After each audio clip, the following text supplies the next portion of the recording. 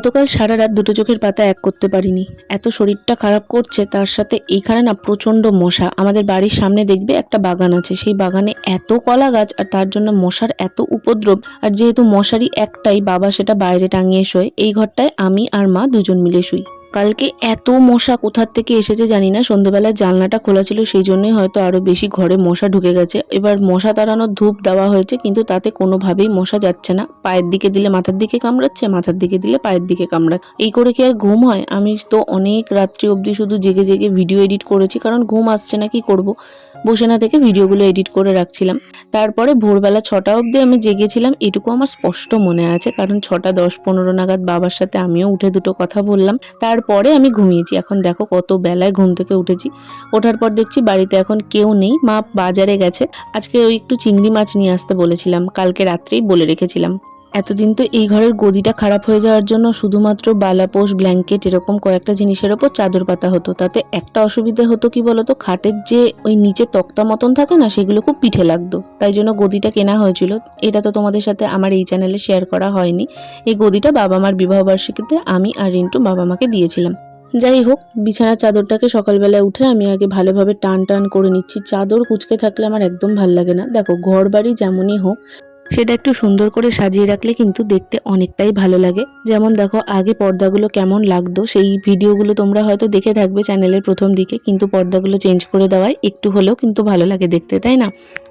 আমার উঠে ঘরদোর পরিষ্কার করতে করতে মাও এখানে চলে এসেছে। আর মা আজকে চিংড়ি মাছটা পেয়েছে। আসলে আগে একদিনকে চিংড়ি মাছ আনতে গিয়ে পাইনি। আমি বলেছিলাম চিংড়ি মাছ যদি না পাও তাহলে অন্তত লোটে মাছ এনো, কারণ এই দুটো মাছই না দেখবে একদম গামাখা করে কষা কষা করে করা যায়। আর আমি তো তোমাদের বললামই আগের দিন, আমার মুখে কোনো কিছুরই স্বাদ লাগছে না। তো যাই হোক, মা দেখলাম চিংড়ি মাছটাই পেয়েছে। আর তার সাথে আসার সময় আমার জন্য এই কচুরি নিয়ে এসেছিল। কচুরি না, অ্যাকচুয়ালি ডালপুরি। তো ডালপুরির সাথে এই দোকানে যে তরকারিটা দেয় না, একটা মিষ্টির দোকানের, যেহেতু দারুণ লাগে খেতে। সর্দির মুখে তো কোনো কথাই হবে না, চটপট নিয়ে বসে পড়লাম। আর এখানে 4টে দেখতে পাচ্ছ, মাকে 2টো দিয়েছি, আমি 2টো নিয়েছি।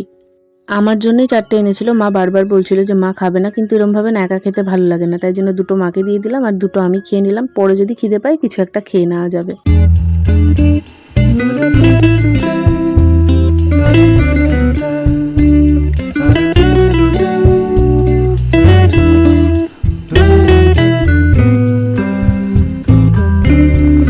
মা দেখলাম এখানে প্রথমে আলু পেঁয়াজকলি ভাজা করছে। পেঁয়াজকলি ভাজা আমার দারুণ লাগে, আর রিন্টুর তো ভীষণ পছন্দের। আর মা না একটু বেশি তেল দিয়ে একদম তেলতেলে করে করে, দারুণ লাগে খেতে। তার সাথে আজকে মুসুরির ডাল হচ্ছে। আমাদের বাড়িতে মুসুরির ডালটাই বেশি হয়, তবে ওই শনিবার করে তখন হয়তো মুগ ডাল হলো বা কলাইয়ের ডাল, বিউলির ডাল, অনেক রকম ডাল মা করতে পারে। কারণটা কি বলো তো, প্রেশার কুকার আছে। আর আমার শ্বশুর বাড়িতে শুধুমাত্র মুসুরির ডালটাই হয়, কারণ আমাদের ও বাড়িতে না প্রেশার কুকারটা নেই। এবার প্রেশার কুকার এই যেটা দেখছো মার, এটা কিন্তু আমার বিয়েতেই পাওয়া। এটা মাকে দিয়ে দিয়েছিলাম। এটা 3 লিটারের, আর একটা 5 লিটারের আমার শ্বশুর বাড়িতে আমার রাখা আছে, কিন্তু 3 লিটারেরটা মাকে দিয়ে দিয়েছিলাম যে মার প্রেশার কুকার নেই দেখে। আর আমার ইচ্ছা ছিল প্রেস্টিজ বা হকিন্সের যে ওই ননস্টিকের কুকারগুলো হয় ওগুলো কেনার, কিন্তু সেটা না আজ অবধি সুযোগ সুবিধা কোনোটাই হয়ে ওঠেনি। তবে কিনবো, ইচ্ছে আছে। তবে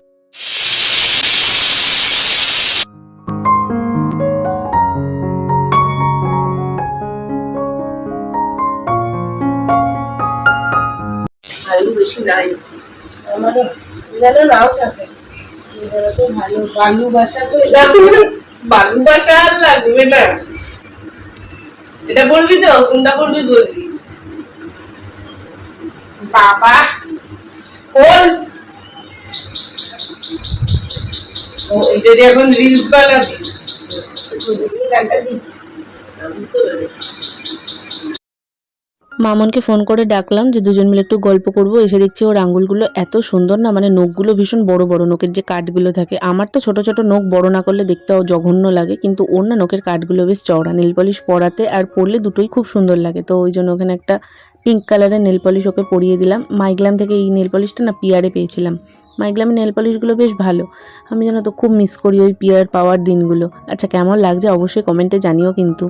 আর আজকে আমি মাকে বললাম, দাও চিংড়ি মাছটা আমিই করছি। সকাল থেকে মানুষটা সেই বাজারে গেছে, আসার পর থেকে রান্নাঘরে কাজ করছে। তাছাড়াও টুকটাক কাজ তো সংসারে থাকেই। সংসারে কাজ শেষ হয় না, এটা আমি এখন বিয়ের পর খুব ভালোভাবে বুঝতে পারি। আগে সারাদিন মাকে বলতাম, কি এত কাজ করো, আসো একটু বসো গল্প করি, কারণ আমি না সেরকম বেরাতাম না কোথাও।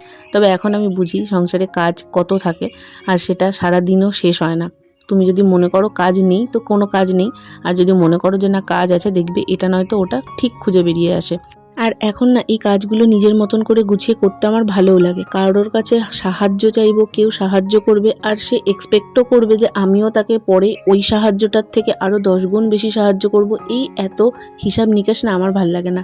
আমার মনে হয় আমার যতটুকু ক্ষমতা আছে, আমি যা পারি, কারোর কাছে হেল্প নেবো না, আমি আমার মতন করে রেখে দিই। তাতে আর কারোর আমার প্রতি এক্সট্রা এক্সপেকটেশনও জাগবে না, আর সেটা ফুলফিল করার জন্য আমাকে নিজের মাথা বিক্রি করতে হবে না। তো যাই হোক, এখানে এখন চিংড়ি মাছগুলো ভেজে নিলাম। আর আজকে কিন্তু আমি ফার্স্ট টাইম করছি চিংড়ি মাছ। হ্যাঁ, আমার একটা ইউটিউব ফ্রেন্ড আছে সুজাতা, তো ওর ব্লগেই না আমি দেখেছিলাম যে কাকিমা ওকে বলে চিংড়ি মাছ, কাতলা মাছ এগুলো খুব বেশি ভাজতে নেই, কারণ তাতে নাকি স্মেলটা চলে যায়। তো সেই জন্য চিংড়ি মাছটাকে হালকা করে ভেজে নিয়েছিলাম। আলু তো এদিকে সেদ্ধ করাই ছিল, তারপর চিংড়ি মাছটা ভেজে এই পাঁপড়গুলো ভেজেছিলাম। এখন আমি আর মা দুজন মিলে বসে পাঁপড় খাচ্ছি, সাথে মামনও কিন্তু ছিল। এই পাঁপড়গুলো মা রিলায়েন্স থেকে কিনে নিয়ে এসেছিল, এত টেস্টি না খেতে। আর এদিকে মা দেখো কাঁচিটা নিয়ে এমনভাবে এসেছে, আমি পুরো চমকে গেছি। আর মাকে সারাক্ষণ আমি এরকমভাবে বিরক্ত করি, আর মা বিরক্ত হয়, আবার না করলে বলে কি হয়েছে চুপচাপ কেন আছিস। মানে মাও এটা এনজয় করে। আমার আর মা সারাদিনে এই একই কাজ, আমি মাকে খোঁচাই, মা আমাকে খোঁচায়। আর দেখো কতটা বড় করে কেটে ফেলেছে, দিয়ে বলছে তুই ঢাল। তাই আমি বলছি যে হ্যাঁ, এখন কাঁঠালটা আমার কাঁধে রেখে ভাঙো, যাতে দোষ হলে আমার হয়।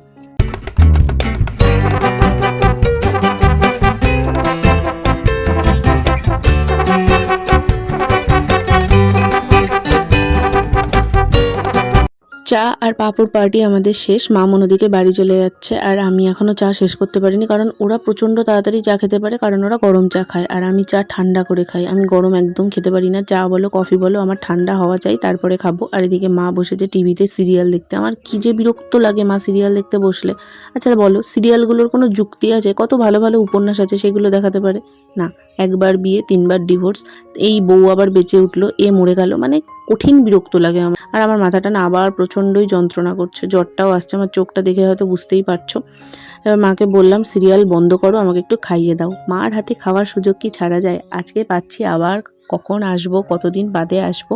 আর দেখো চিংড়ি মাছটা কি ইয়াম্মি লাগছে না দেখতে।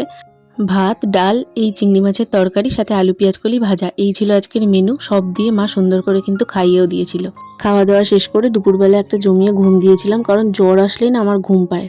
এরপর সন্ধেবেলায় উঠে আমি এখন একটু ঘরটা ঝাঁট দিয়ে নেবো। আসলে সারাদিন পর না কেমন একটা অস্বস্তি লাগছিল, আর আমার না এইগুলো একটা ম্যানিয়ায় দাঁড়িয়ে গেছে, ঘর ঝাঁট দেওয়া আর খাটের চাদর টান টান। দেখবে আমি সারাক্ষণ শুধু এটাই করতে থাকি। তো যাই হোক, আর এইদিকে জানলাটা দেখছো না, এই জানলাটার জন্য একটা খুব সুন্দর লেস কাপড়ের পর্দা আমি মিশো থেকে কিনেছিলাম, কিন্তু এটার জন্য ওই যে স্টিলের রডগুলো লাগাতে হবে, সেটা আর হয়ে উঠছে না। আমি তোমাদের আগের দিন বললাম না, বাবার কাজটা নিয়ে একটু সমস্যা চলছে, তো সেই জন্য আর ওইগুলোর জন্য এক্সট্রা করে কোনো খরচ করা সম্ভব হচ্ছে না। তো দেখা যাক, আস্তে আস্তে করার ইচ্ছা দেখো অনেক কিছুই থাকে।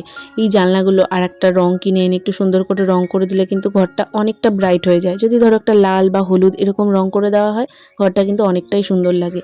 তারপরে ধরো এই যে বর্ষা আসছে, আমাদের ছাদের সঙ্গে না কোনো পাইপ নেই, আর ছাদের কিছুটা অংশ পুরো ফুলে ফেপে উঠেছে, ওটাকে চটিয়ে আর একবার প্লাস্টার করতে হবে। বাইরেটা রান্নাঘরের প্লাস্টার করতে হবে, অনেক কিছু আছে মাথার মধ্যে আমার। কিন্তু কি বলতো, আমাদের মতন ঘরে না একটা কোনো স্বপ্ন পূরণ করতে গেলে যে মোটা টাকাটা চাই, আমার নিজস্ব যেহেতু ইনকাম নেই আর বাবার একার ভরসায় সংসার চালিয়ে এই এক্সট্রা কাজগুলো সম্ভব হয়ে উঠছে না। তবে ঈশ্বর চাইলে আর তোমাদের সাপোর্ট থাকলে অবশ্যই একদিন আমার নিজেরও একটা পরিচয় হবে, সাথে 2 পয়সা আমিও ইনকাম করতে পারবো। তখন আস্তে আস্তে হয়তো সব কিছুই চেঞ্জ হবে সময়ের সাথে সাথে।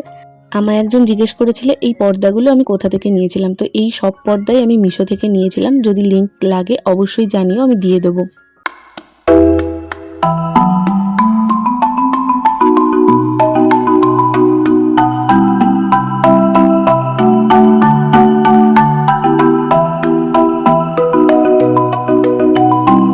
গুড ইভিনিং, বাস 4:10।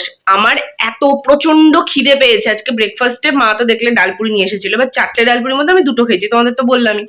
এবার প্রচন্ড খিদে পেয়ে গেছিল, তাই জন্য লাঞ্চ তাড়াতাড়ি করেছি। এবার লাঞ্চ তাড়াতাড়ি করেছি, এখন আমি 8:10 অব্দি খিদেতে মনে হচ্ছে আমি অর্ধেক হয়ে যাচ্ছি। আমার এত খিদে পেয়েছে, পেটের মধ্যে কুঁকু আওয়াজ করছে।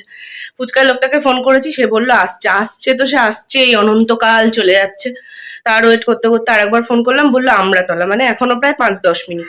যদি নর্মাল আসে, এবার তার মধ্যে কাস্টমার থাকলে তো হয়ে গেল। আমার আর ভাল লাগছে না। এবার বিকালবেলাতে 5:10-15 নাগাদ, আর আমি কি করছি, একবার এগাচ্ছি একবার পেছাচ্ছি। 5:10-15 নাগাদ আমার একটা ফ্রেন্ড এসেছিল, তো ও মিষ্টি নিয়ে এসেছিল। তখন ও যাওয়ার পর একটা মিষ্টি খেয়েছিলাম, কিন্তু সেই মিষ্টিও আমার কোথায় হজম হয়ে গেছে আমি জানি না। এবার এখন যদি মিষ্টি খাই আবার ফুচকা খেলে অ্যাসিড হয়ে যাবে, ওই জন্য কিছু খেতেও পাচ্ছি না, আবার আমার খিদে সহ্যও হচ্ছে না। তো দেখি বাইরে গিয়ে দাঁড়াই, একটু হাওয়া খাই। আর এই ফ্যানটা সারা দিন চলেছে, ওই জন্য ফ্যানটাকেও চালাচ্ছি না, এইখানে অফ করে দেবো ওই লাইটটা, মা থাকুক। আমি একটু বাইরে গিয়ে দাঁড়াই, দেখি ফুচকা কতক্ষণে আসে, তারপরে ফুচকা খাবো। বাইরে গিয়ে দাঁড়াই বলে আমি যেই গেটটা খুলেছি অমনি মামুন এসেছে, তাই জন্য আর বাইরে যাইনি। 3জন মিলে বসে এখন রান্নাঘরে গল্প করছি, আর মা এদিকে কালকের জন্য বাঁধাকপি কুচিয়ে রাখছে। আর মামুন বলল মামুনও নাকি ফুচকার লোককে ফোন করেছে, ওকেও বলেছে আমরাতলায় আছি সেই 30 মিনিট আগে। আমি তো এই একটু আগে ফোন করেছি, তাতেই শুনলাম আমরাতলায়, মানে 30 মিনিট ধরে উনি আমরাতলাতেই পড়ে আছে। যাই হোক, আর একবার ফোন করব, দেখা যায়। অবশেষে ফুচকা কাকু এসে নিজেই আমাদের ফোন করেছে, আমাদেরকে আর ফোন করতে হয়নি। তো এখন ফুচকা খাবো। আর এই কাকুর কাছ থেকে বহরমপুরে যারা থাকো তারা কে কে ফুচকা খেয়েছো অবশ্যই জানিও, দারুণ করে। আমি তো সেই স্কুল লাইফ থেকে খাচ্ছি, মানে ক্লাস 10 থেকে আমি এই কাকুর কাছে ফুচকা খাচ্ছি। আমাদের আগে পাড়ায় বসতো, কিন্তু এখন আর সেখানে বসে না, এখন অন্য লোক বসে, তবে তার ফুচকাটা না অতটা ভালো লাগে না। এই জন্য কাকুর নাম্বারটা রেখে দিয়েছি, ফোন করে দিলে বাড়ির সামনে চলে আসে, আর যেতেও হয় না অত দূর। আর এখন কটা বাজছে জানো? এখন বাজছে প্রায় 9:30। 9:30টার সময় আমি ফুচকা খাচ্ছি, কারণ রাতে ডিনার আমি আর করবো না। এত রাতে ফুচকা খেয়ে আর ডিনার করার ইচ্ছে আমার নেই, আর এমনিও আমি কোনো কিছু স্বাদ পাচ্ছি না। তার থেকে এই টক জলটা দিয়ে ফুচকা আর তার সাথে ধনেপাতা দিয়ে আলু মাখা, উফ, ফাটাফাটি লাগে। বিশ্বাস করো। তোমাদের কাদের কাদের ফুচকা প্রিয় আর কার কার দেখে লোভ লাগছে অবশ্যই কমেন্টে জানিও। চলো ফুচকা খেতে খেতেই আজকের ব্লগটা এন্ড করি। দেখা হবে তোমাদের সঙ্গে নেক্সট কোনো ব্লগে। কেমন লাগলো ব্লগটা অবশ্যই জানিও। নতুন হলে সাবস্ক্রাইব করে পাশে থেকো। টাটা।